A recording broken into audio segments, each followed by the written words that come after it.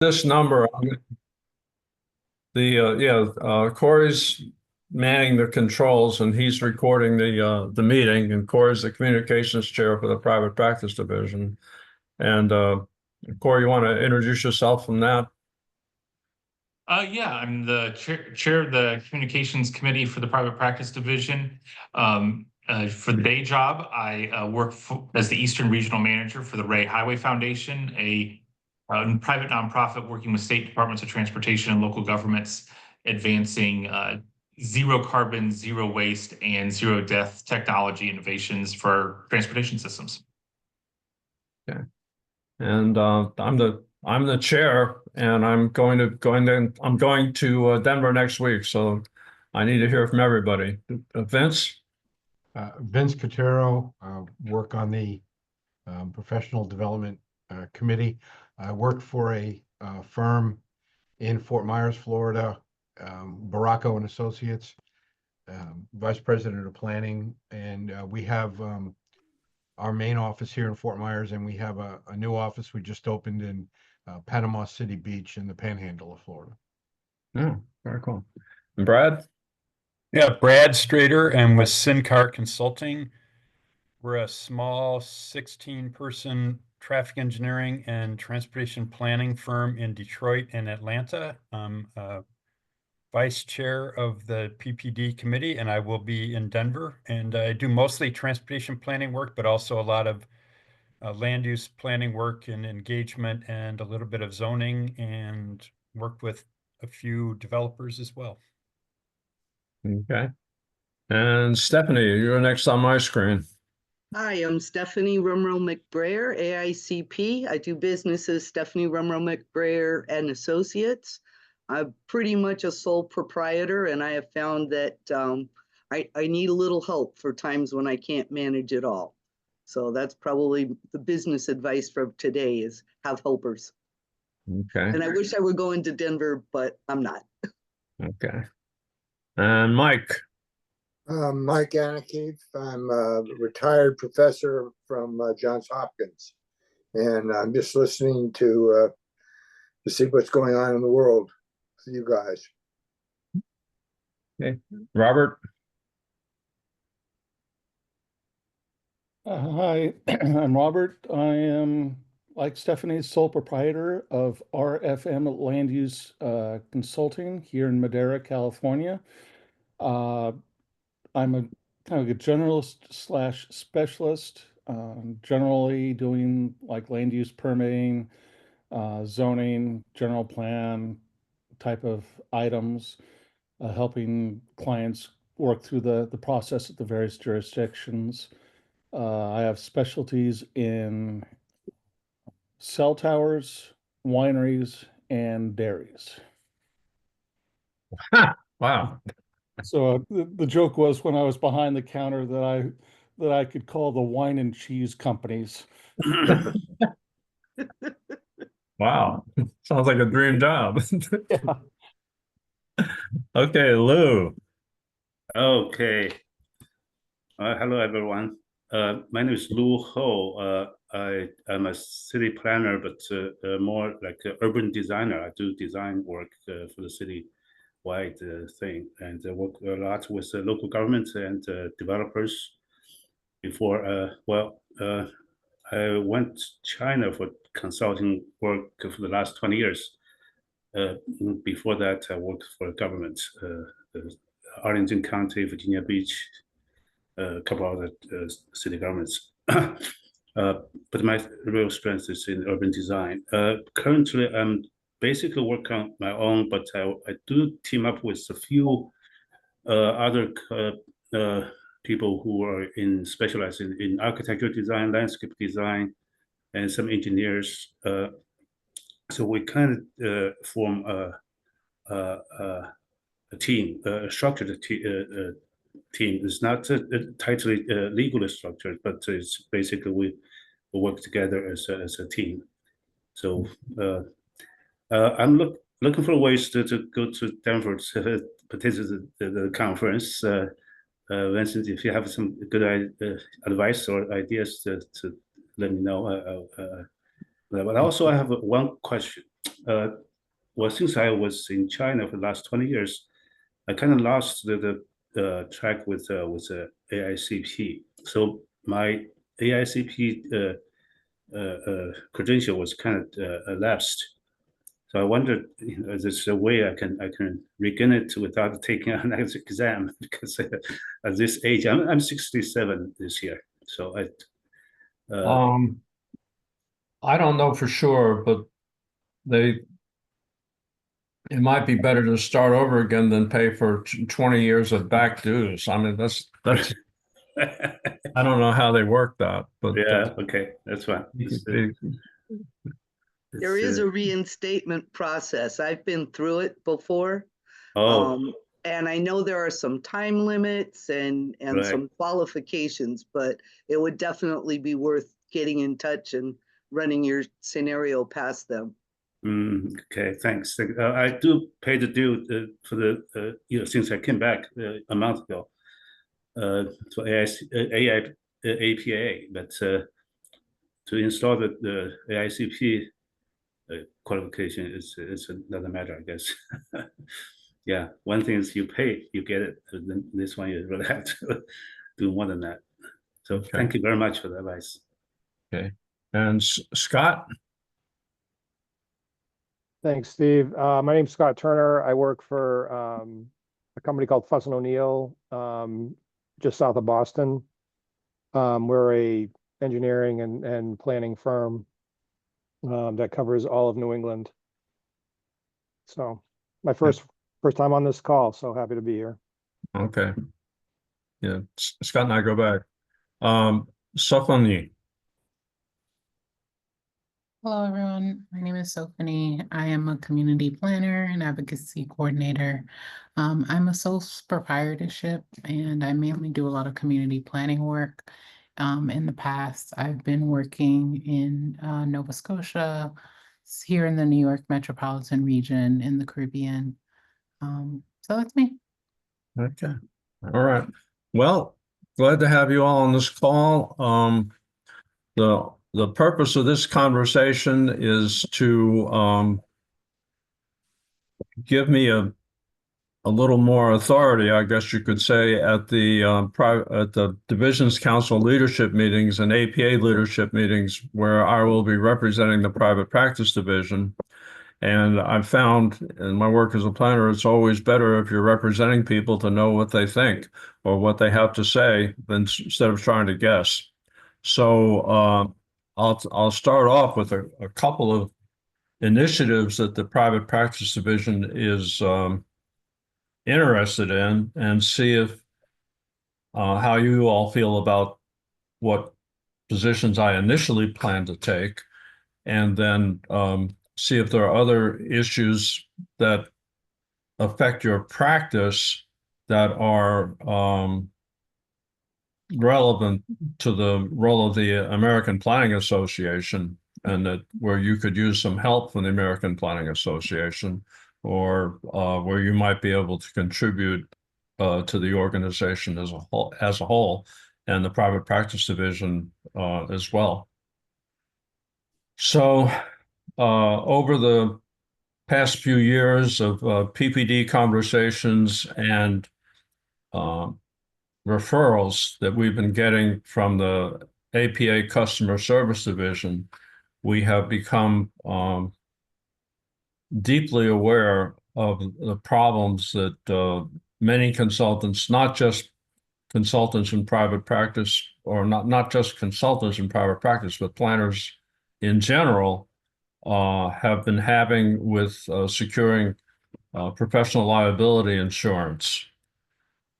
There was a firm that provided liability insurance specifically for planners for a number of years. And I was with that firm for maybe 20 years. And then about 3 years ago, they said they're not doing that anymore. And I kind of went out there and found a firm through my local agent, Hiscox, who was provided comparable coverage at a comparable cost. But I've heard that other people have not been as successful with that firm. So the last 2 or 3 national conferences, I've been in touch with an office, the CFO for the APA. And first of all, I said, will you stop referring people who can't get insurance to me? Just because I'm the chair of the private practice division doesn't mean that I know more about getting insurance than anybody else. He said, okay. And then I said, you know, you might want to look into having the APA help its members with getting professional liability insurance. And he said that he would be interested in it. And then we had the next Divisions Council leadership meeting 6 months after that. And he said, well, maybe I'm not so interested. And then I went back at the last conference and he seemed to be interested again. So he's kind of waffling back and forth. And in the meantime, the APA is formed a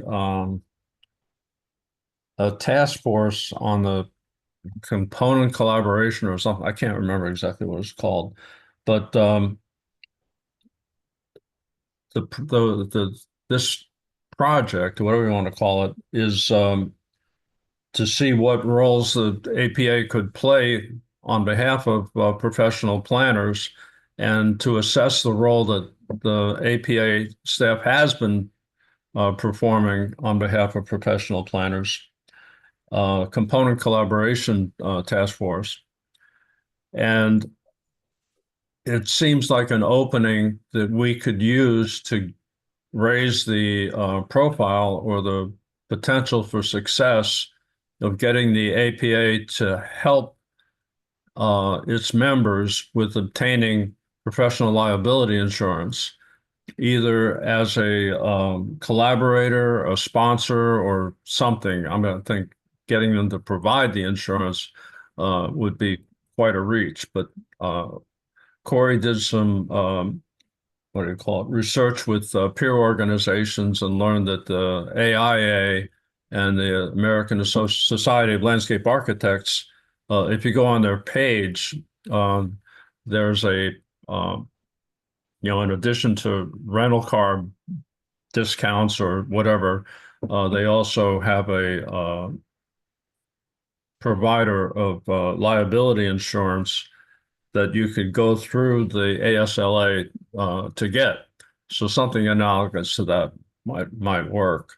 So I'd be very interested in knowing how hard you all as PPD members think that I should be pushing this issue on your behalf. If it's a problem that you're having, if it's a problem that you'd like to get some help with, or if you have a story to tell, a success story, or some something that we could share about professional liability insurance, that would help too. The other thing I want to talk about is the DEI and how that's affecting each of us with the change in administrations and so forth, and what you think the role of the APA should be with regard to the DEI going forward. So that's my opening, and I'd like to invite anyone on the call to either amplify those issues or bring up additional ones. I think those both are major issues that I'd like you to push for. In the chat, I dropped a link from our colleagues in Canada. They do provide access to professional liability insurance to their members. So this could be a case that you present to APA leadership as an example that this is plausible. And so that comes from my work in Canada. Now that doesn't cover us, but figuring we could try to work out a similar system. What's the name of the Planners Professional Association in Canada? Canadian Institute of Planners. Okay. Yeah, okay. Okay, yes, Canadian Institute of Planners, but there are also like provincial organizations as well. And so, yeah, the link is in the chat if you want to learn more about that. Okay. And then on the DEI stuff, I mainly have been working with Black communities. And so I have concerns about how that affects me in advocating for those communities and bringing up the words DEI and whether or not I have to mask my activities. I'm actually quite scared about I am studying for the AICP exam. I'm scared about what future exams will look like in the sense of they do speak a lot to DEI principles and whether or not that would change the nature and where our organization is going. So hoping for some sort of protection from the wider professional organization. And that's my contributions. Okay. Just as a little feedback, one issue that we've been wanting to pursue is a breakdown of the private practice division membership. We suspect that we have a higher percentage of members who would be classified as DBE in the old school of things, women and minorities, because a lot of small practices get elevated into consultant teams by virtue of being DBEs. So we suspect that we have a higher percentage among our members of DBEs than in the APA in general, but we don't have the hard numbers to document that. And that's one of the things that we're going to be looking for from the APA through this component collaboration process. So historically, the private practice division has pushed IDE, DEE pretty hard.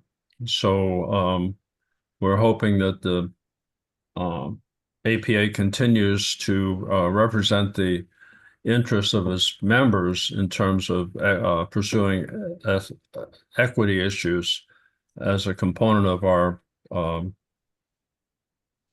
ethical standards.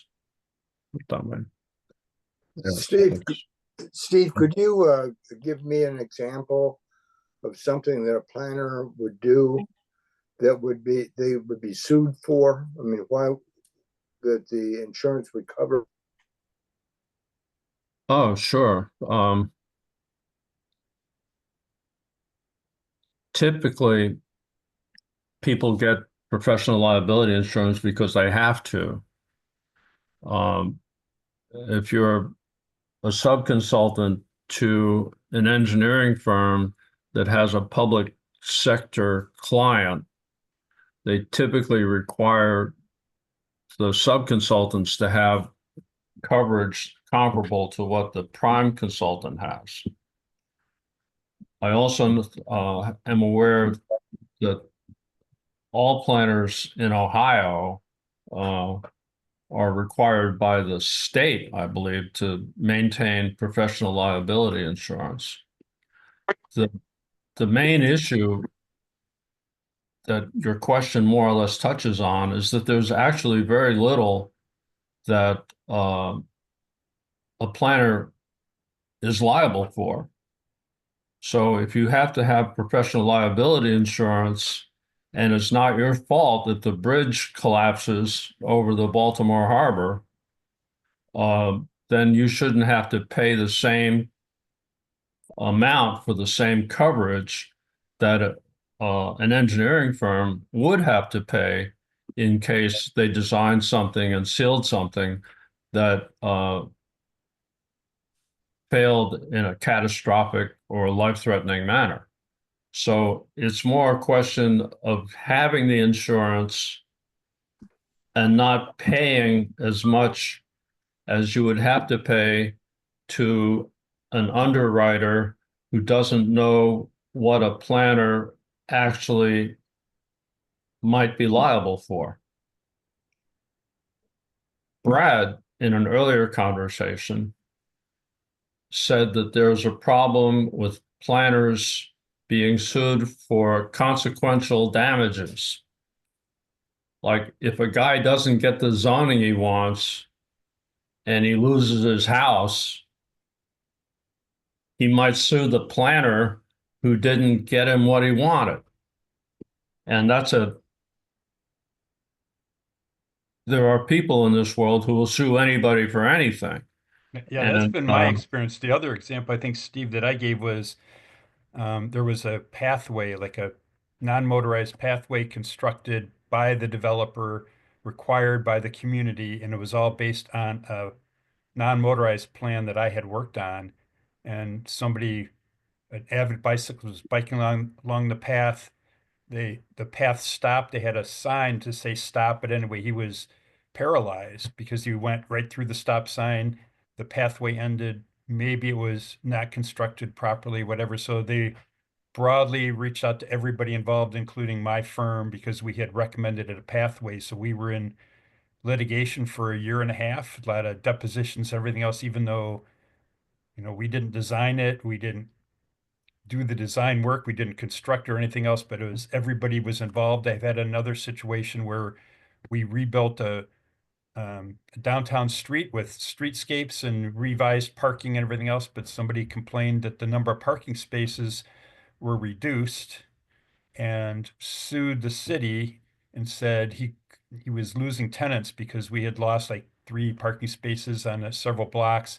So again, everybody was sued, including the planners and the landscape architects and many other people. So that one's still going on after like 2 years.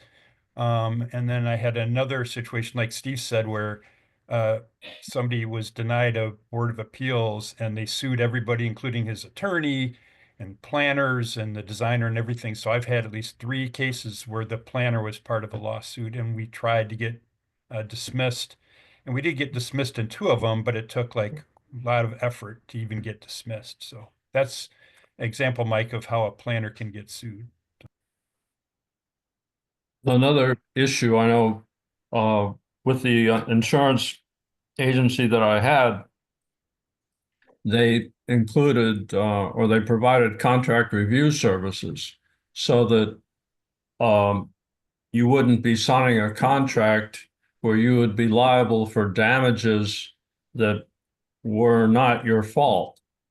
And if you're not careful, you can be in a contract where you assume liability for things over which you have no control. And if you are in a contract like that, your insurance won't cover you for those damages, and you're exposed. So the benefit of the insurance company is to look at your contract, your agreement, and keep you from getting stuck in a situation where you're liable for something that isn't really your fault. Do we have any idea how big a problem it is? I mean, is it like a?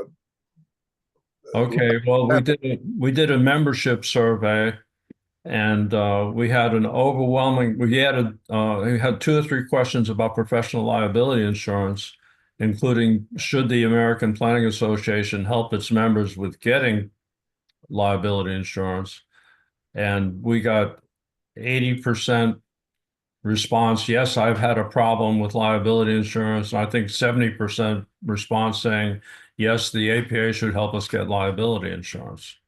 So I can document, based on our member survey, that this is an issue of great interest, at least to the 80 people who responded to our last membership survey. And whether they represent the 300 or 400 members of the private practice division or not, well, that's a matter of statistical inference, but I would say so.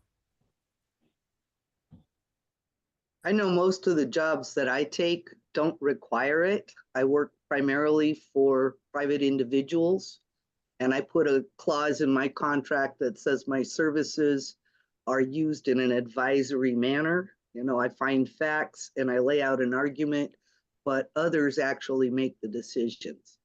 And so that has protected me so far. The only times I've ever been asked for insurance is when I worked for a government agency or discussed like you say, being part of a larger team.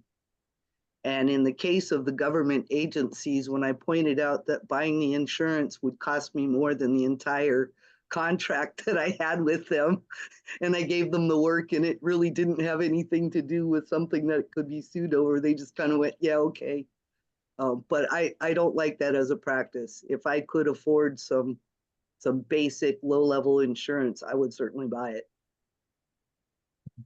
And it should be affordable, given that planners aren't really liable for anything, to put it Yeah. that way. And a lot of times I talked to an insurance agent that actually I know socially, not professionally, but he had written a liability policy for a planner, sole proprietor that I did know and do know very well. And he suggested that this is something that actually where the planners could save a lot of money if it was structured properly, because the likelihood of actually getting sued successfully is very low for planners, compared to other people working in other professions. Yeah, That's a good answer, Mike. yeah, sorry. It's remind me one thing that 20 years ago, there's conversation, well, many conversations probably with the APA and AICP about the planners, the certificate. The reason that the planner certificate was not required all over the country is because planners does not have a very defined liabilities. With now we have, if we have, have to buy a liability insurance, well, maybe it's on the way to be licensed like architects, or I don't know. It's something it reminded me many years ago. Is that The only time I ever came close to needing liability insurance is when an engineer sued me for reviewing her traffic study because I wasn't also an engineer. So, those kind of things can happen too. But there was no cost to me, but the Tennessee Board of Professional Responsibility kind of split the difference between my argument and hers. And they said, okay, well, you can review traffic studies, just don't advertise it. Something like that, which is just utter bullshit. But what they're just a board, they don't know. So Steve, I have a question. What are you suggesting that APA does to help with the insurance? I guess to me, it's probably more market driven than anything else. And Well, so I'm trying to figure out what the path or what is like, what do you think the path would be? if you look at peer organizations, and I have taken a scan, and I'm going to look at it more carefully before the leadership meetings next week. The ASLA has a page, and I know the ITE does something similar where you can get hotel discounts and rental car discounts and discounts on insurance. The ITE, I think, offers auto rental discounts. Have nothing to do with your professional practice at all. But if you go through the ITE, you can get a discount on a policy with Liberty Mutual, auto insurance policy. And they have something similar for professional liability insurance. The ASLA does, and I believe, Corey, you researched that the AIA has a similar incentive. My insurance agent friend suggested that the APA could actually offer the insurance on behalf of an underwriter or a broker, and would be entitled to a significant commission on policies written through the APA. which would be an incentive, where right now, I think the APA is looking at it as an additional task that they would be required, their staff would be required to perform. And that would account for their reluctance to move ahead with it. I mean, they've got enough work to do already. But if they said, well, here, you could, this could be something that would actually bring more revenue into the APA, they might be more positive about it. And there are different options which I have not yet fully explored, but I would start with a peer review of organizations that do offer liability insurance. And I have a feeling that the reason that Letso stopped offering insurance to planners is because the ASLA started offering insurance to landscape architects, and that just dried up their market to the point where they didn't want to offer insurance to planners anymore. That's just a suspicion. Yeah, so one of the differences is that, so I have a professional engineer's license as well as my AICP. So for a PE, an architect, and a landscape architect, those are all licenses, not certifications. And AICP is a certification. So that is a significant difference in terms of the way those organizations are, or the way those organizations or professions, I guess, are treated.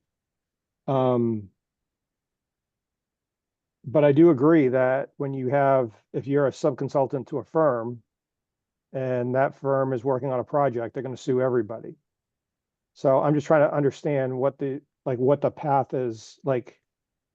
I mean, that advice about, perhaps it could go through APA and an underwriter. I mean, that makes sense. I'm not an insurance person, so I don't know, but just trying to understand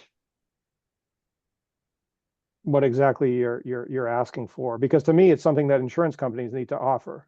You know what I mean? Like, if they don't offer it, then you can't buy it. Well, I think there's a question of scale. If you go to your local agent and you say, I'm a urban planner or land use planner, and I need professional liability insurance, they don't know enough about what a planner does, or the category, I forget the listing, to get the right insurer for you. And I've seen TV ads for Hiscox, and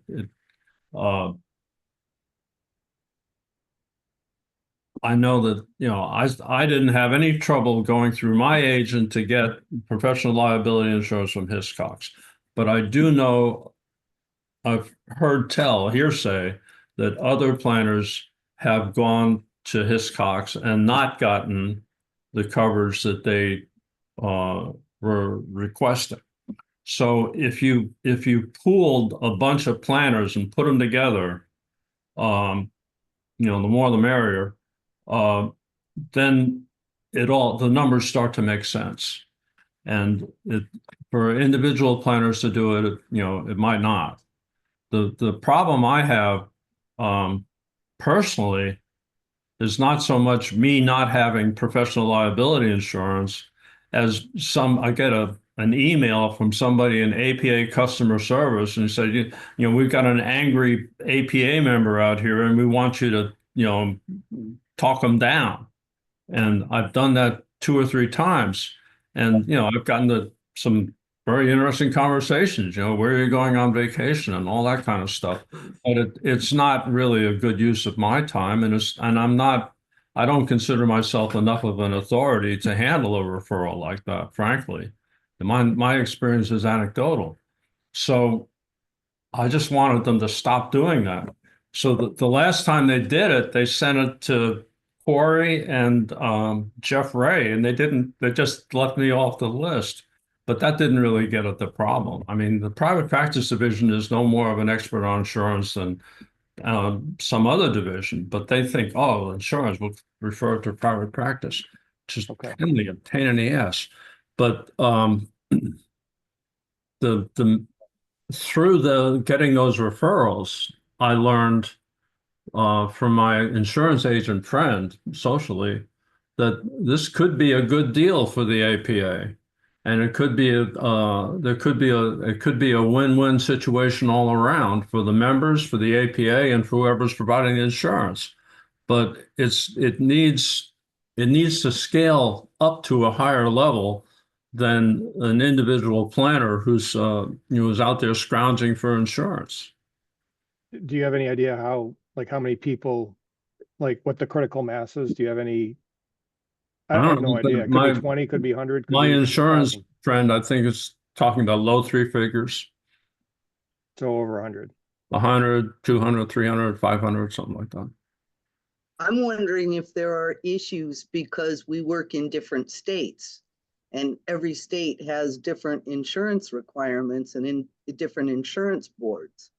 I've worked cross states. Most of my experience is in California and Oregon, but I also belong to the Hawaii chapter, and everybody's got different requirements. And that's one place where I think APA could be most helpful, is if they can kind of boil down the essence of what sort of insurance we ought to have, and identifying companies that can make that available in these different states.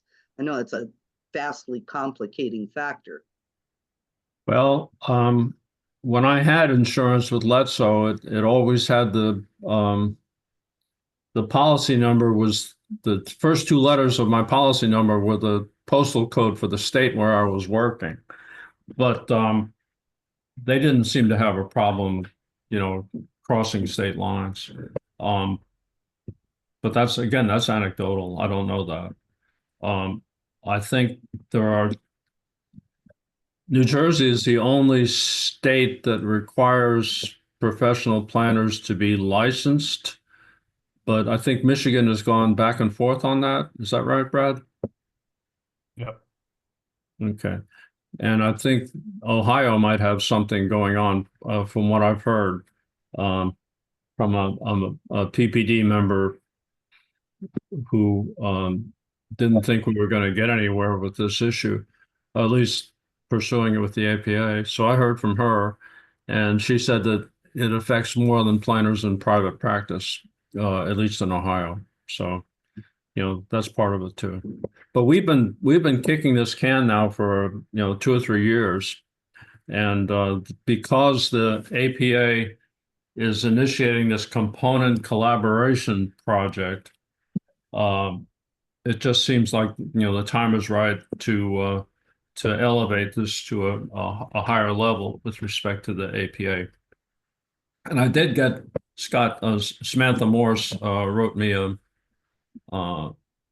encouraging message when I asked at a division council leadership meeting if this was something that the APA could take up as part of the component collaboration project, and she wrote back that she'd thought that it could be, and would be right, almost an ideal issue for that group task force to consider. Right. Yeah, go ahead. The component collaboration project the intent of it is to increase the profile of the components. So it's intended to, I guess, elevate and bring the components, and the components being all the divisions, the chapters, and the student representative council, and have them play a larger role within APA. So trying to figure out exactly how that works, but that's the point of the exercise or the project. I also think it's to provide more staff resources for components. It's a 3-year process. It's a 3-year project. So it's not going to happen overnight, but that is really the intent of it. It's really to give the components more of a voice. I've been involved with APA leadership for over 30 years, and raising the profile of the chapter president's council has been an issue for that entire time. And I don't understand why it's still an issue, put it that way. I mean, as a it's actually intended to raise the profile of divisions more than the others. yeah. So to give divisions more of a role within all of the divisions function differently. All of the divisions, in terms of what they offer, is different. I'm sure that you've heard that Chad said that, universal division membership is something that's being developed. So it's in an effort to kind of raise the divisions up. That's a significant part of the exercise. Well, being a division leader is a lot more rigorous than it used to be. I'll put it that way. Right, exactly. That's why they're trying to raise them up to provide more resources to help. So switching gears, Steve, since we're gonna run out, there was just one thing going to APA for anybody else going to be there if you're representing us. This has come up from our members of previous conversations, and I agree with it, that the national conference, the topics are not as applicable as they used to be. It's that we should have PPD, or the other division should have more of a say in the selection of topics and speakers that are hitting the needs of our members across the country or even internationally. And I think that would be one thing. And then I think it'd be also curious to see how this federal policies and the DEI that was discussed about earlier is going to affect the selection of topics for next year's conference. So, yeah, I'm glad you brought that up, Brad, because I think if you look historically, when divisions were run more haphazardly than they have been run in the last 10 years or so, divisions had a lot of control over selection of sessions for conferences. And there was a sense that the divisions were not living up to their responsibilities. And that sessions, they were running the same sessions, year after year after year. And the division sponsored sessions were not as good as the sessions as a whole. But I think that it's gone the other way now. And I know the Transportation Planning Division, I went to a transportation sponsored session in the late 80s at a national conference, and it was a fiasco. Where now the Transportation Planning Division, and I'm just picking on them because I know something about that division, has a much higher level of competence than the people who are actually selecting the sessions focused on transportation. So it's time to take another look at that issue. In terms of the private practice division, I was somewhat disappointed to learn that there are only 3 members of our division that have sessions at this conference. And 1 or 2 of them are not, well, they're more involved with leadership than they are with our division. So that leaves only 1 or 2 others who are division members, and they're not active division members. And some of the sessions are on things that are of vital interest to members of the private practice division. So if we had a chance to vet the guy who's going to do a session on client consultant relationships, we might have a better session. What I'd like to do is get a bunch of private practice division people in there to load up the audience so that they don't present the right information. We can still get the information out there at the session. And that's one thing I want to work on at this conference. So everybody should have gotten the last PPD update. And I think, Corey, there was a link in there to the sessions that are endorsed by the private practice division. And and it has the time and date, time, and place for each of those sessions.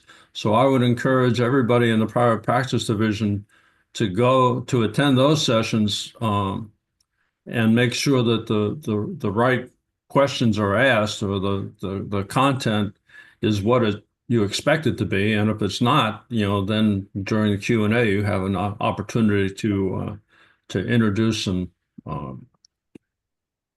points or make some points that might not otherwise be made. So we've talked really only, we've mentioned DEI as something that's very important, that we don't know really what's going to happen with it, and I'll report back on that. And we talked about the technical sessions, and we talked a lot about insurance, but in the time remaining, what other issues do you think we should bring to the APA leadership? What services do you think the APA could provide to its members that it's not currently providing? I've got a question going back to the DEI stuff. I belong to the Tribal and Indigenous Members Division. And like I mentioned, I also belong to the Hawaii chapter. When I do the Hawaii chapter, I have to do it with my Hawaiian language dictionary in hand, because it requires moving into a totally different mindset to understand land relations in the islands.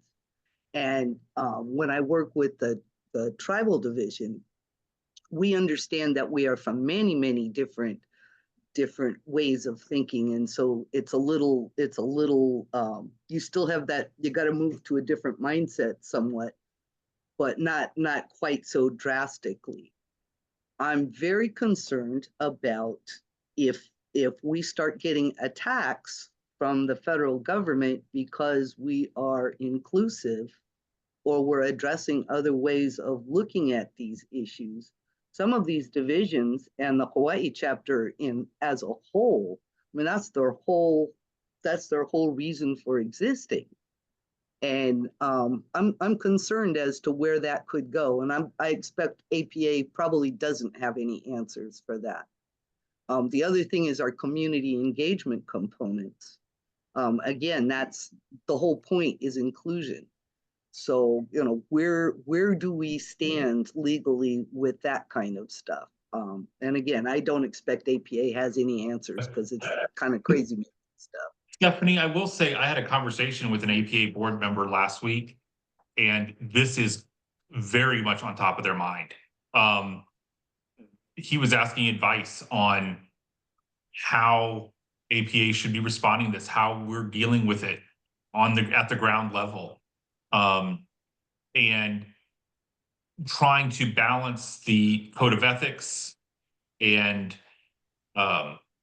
what support APA can provide members. I don't think what my comments were necessarily answered his questions. I didn't have a perfect answer for him, but I do know that APA board is really thinking about this and going to be discussing it. So there isn't a perfect answer that I think they have right now, but they're really trying to balance this and figure out what their response should be. I do know that. Yeah, and I'm sure they are. I get bits and pieces, through conversation. Yeah, Well, it's just weirdness right now. I think the prior transportation secretary said that a lot of the equity issues we're dealing with are the government's fault. When you look at how freeways were planned and built to more or less plow through disadvantaged neighborhoods. And I think the professional planners are in a similar position where a lot of what's wrong could be traced back to the role of planners, I guess you could say, in terms of exclusionary zoning and things like that. So we have some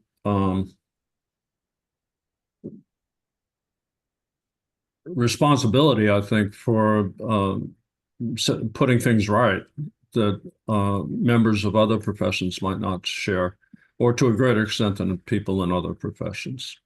And we'll see how well we can do with that. When we had our last conversation was on ethics and equity, and Vince pointed out that the Rotary was going to be taking up DEI later that week or the next day or that day.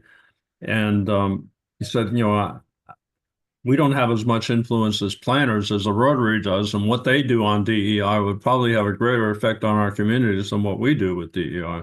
How did that turn out, Vince? They're with it now. They're not abandoning the program. There's a lot of pressure they're getting from mostly, I'm sorry to say, people membership in the United States to follow along the lines of what's happening in Washington. But there are many Rotarians, many clubs outside the United States that are not in favor of that. They believe that the programs and policies that have been put in place should remain. And one of the topics that is on everybody's mind right now, as I'm sure all of you probably heard in the news, that the searches that are being done by, I don't know if it's Elon Musk's group or another or a combination, they're going after just keywords, and that's how the Jackie Robinson website was pulled down as well. What was I heard last time my wife told me she read it was reinstated, but I have a good friend and colleague who's in the private sector, who's a housing expert down here in Florida and works on his own, and he has a client that's trying to get back hundreds of thousands of dollars in HUD loans now that were approved but then rejected because a search went on his website, because they have contracts with HUD, and the word equity appeared, but the word home was right before it. Home equity, which yeah, and Funny.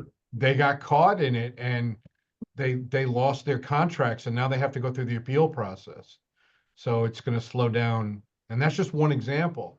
It's going to slow down projects by months and so forth. But so that discussion took place, as well as, well, let's get back to the bigger issue, not the intermediate or short-term problems we're having, but those are important too. And that's where it went right now. My prediction is, I think it's going to stick. I think it's going to stay with a group like Rotary. There's just too much international power behind it. That's my prediction. Oh, okay. So, yeah, so I'm on the APA board, and part of the reason why I'm on this call is because I'm trying to listen to what other people are saying. And I want to just echo what Corey said. I'm not sure exactly who you spoke with, but it's been a incredibly stressful time the last couple of months trying to negotiate, I guess, the environment that we're in right now. Okay, so we've had a number of calls. We had a board meeting about a month ago, and this was the topic of a very difficult conversation. So APA, there's no, I guess the issue is that we don't want to, there are other organizations that are rolling back their language, that are rolling back their commitment to these types of issues, to DEI issues and DEI in general. And we don't want to do that. But you're right, like our website it has just tons of information in there about equity and diversity and inclusion. There's no interest right now to scrub that. However, there's a risk that, like you were talking about, Vince, that we could become a target of the federal government, and how that affects the 40,000 plus members of the organization is unknown. We don't want to get into a situation where we're calling attention to our members that affects them negatively. We have some folks who think that we should speak out aggressively against the actions of the federal government. But if you do that, then you become a target possibly, and it could have negative consequences. So I don't want anybody to think that this isn't a significant issue that isn't being taken extraordinarily seriously by the board and by the staff of APA. Because it is. And honestly, like, I was even telling my wife this morning that I never really thought that being on the board would cause so much stress in my life. And it's not just me, it's everybody.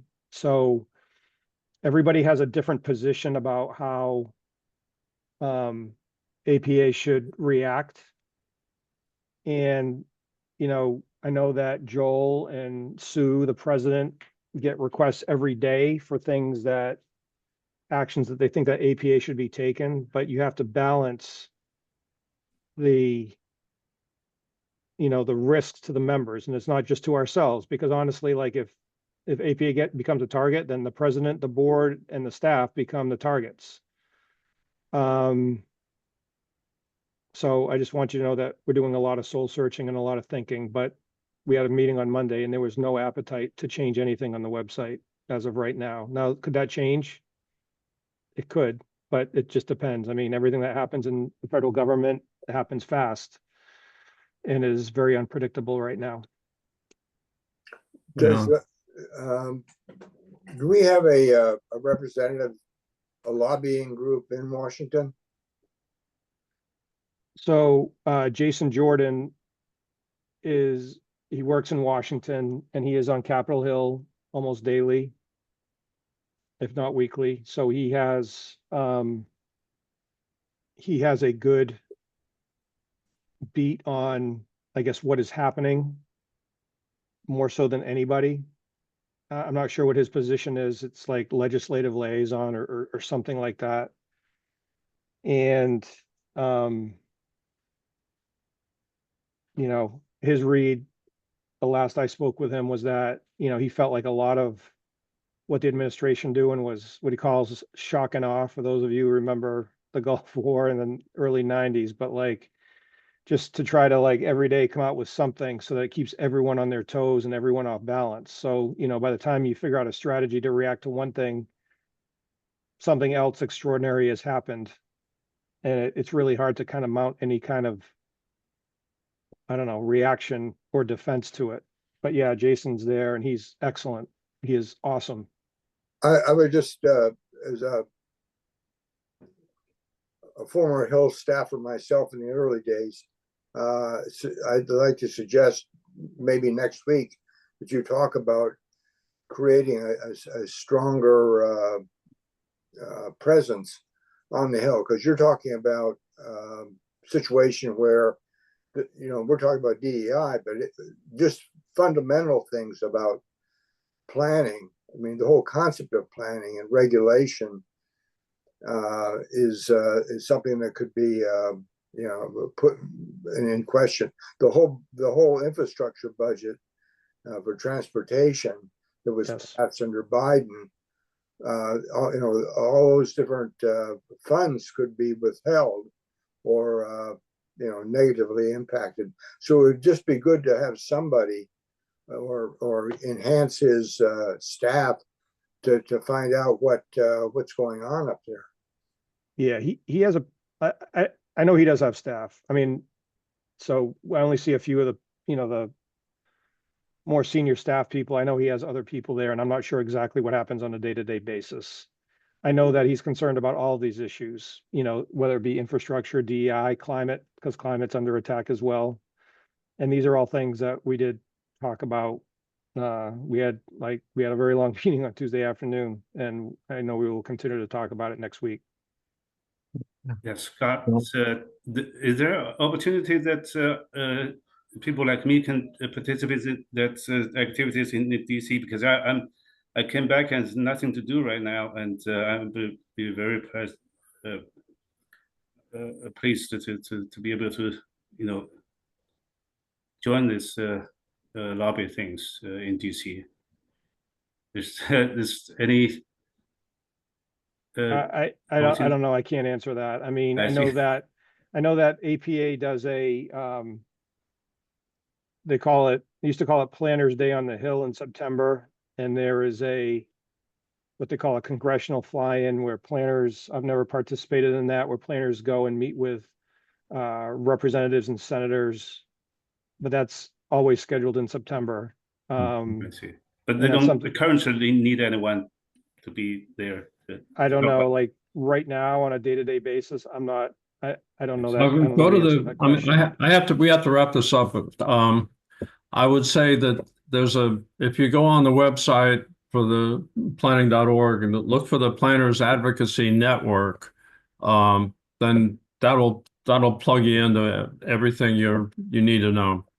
So that's the terminology for it. And I've been involved in legislative and policy, but not lately. But I'll echo what Scott said. We had Jason led a conversation. I think it was in December, and he's very much on the ball. So keep that up. But we have another PPD committee meeting that's supposed to start at 4. So I've got to wrap this one up so we can get on to the next one. But thank you all, and I've got good notes, and we did tape it, and I'll be reporting back what happens with the leadership. And thank you, Scott, for joining this call so that we had a hot wire to the APA board. That's been very important and very much appreciated. If anybody wants to call me. Steve's got my email, so you can reach out to me. Okay. Thank you. All right. Okay. Thank you all. Thank We're you. going to wrap this up now. Bye.